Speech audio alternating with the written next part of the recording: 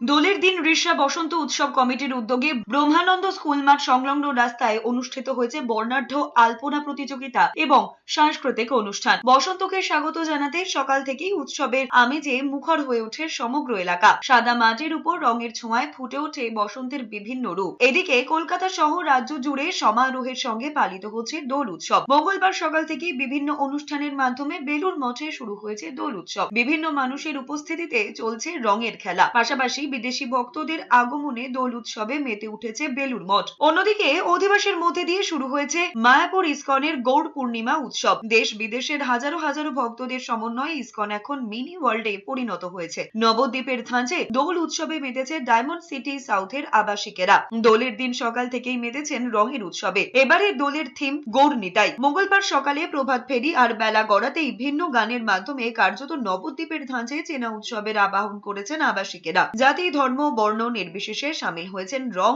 আবির বিনিময়। সেখানে নাচে গানে আবাসিকদের সঙ্গে দোল উদযাপন করেছেন অভিনেত্রী তথা নৃত্যশিল্পী মালবিকা সেন। সমস্ত অনুষ্ঠানগুলি খুব বড় করে পালন করা হয়, সবাই একসঙ্গে হয়, ভীষণ হইচই হুল্লোড়।